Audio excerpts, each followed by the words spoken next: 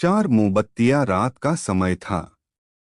चारों ओर घुप अंधेरा छाया हुआ था। केवल एक ही कमरा प्रकाशित था। वहां 4 मोमबत्तियां जल रही थी। चारों मोमबत्तियां एकांत देख आपस में बातें करने लगी। पहली मोमबत्ती बोली, मैं शांति हूँ। जब मैं इस दुनिया को देखती हूँ तो बहुत दुखी होती हूँ। चारों ओर आपाधापी, लूट खसोट और हिंसा का बोलबाला है। ऐसे में यहाँ रहना बहुत मुश्किल है। मैं अब यहाँ और नहीं रह सकती। इतना कहकर मोमबत्ती बुझ गई। दूसरी मोमबत्ती भी अपने मन की बात कहने लगी, मैं विश्वास हूँ। मुझे लगता है कि झूठ, धोखा, फरेब, बेईमानी मेरा वजूद खत्म करते जा रहे हैं। ये जगह अब मेरे लायक नहीं रही। मैं भी जा रही हूँ। इतना कहकर दूसरी मोमबत्ती भी बुझ गई। तीसरी मोमबत्ती भी दुखी थी। वह बोली, मैं प्रेम हूँ।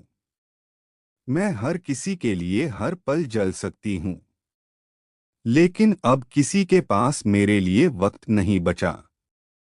स्वार्थ और नफरत का भाव मेरा स्थान लेता जा रहा है। लोगों के मन में अपनों के प्रति भी प्रेम भावना नहीं बची। अब ये सहना मेरे बस की बात नहीं। मेरे लिए जाना ही ठीक होगा, कहकर तीसरी मोमबत्ती भी बुझ गई। तीसरी बत्ती बुझी ही थी कि कमरे में एक बालक ने प्रवेश किया। मोमबत्तियों को बुझा हुआ देख उसे बहुत दुख हुआ।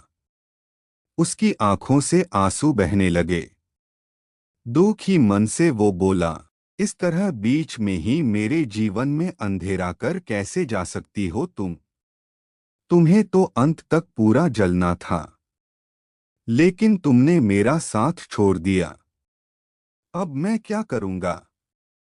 बालक की बात सुन चौथी मोमबत्ती बोली, घबराओ नहीं बालक।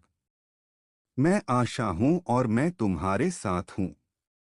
जब तक मैं जल रही हूं, तुम मेरी लौ से दूसरी मोमबत्तियों को जला सकते हो। चौथी मोमबत्ती की बात सुनकर बालक का ढाढ़स बंध गया। उसने आशा के साथ शांति, विश्वास और प्रेम को पुनः प्रकाशित कर लिया।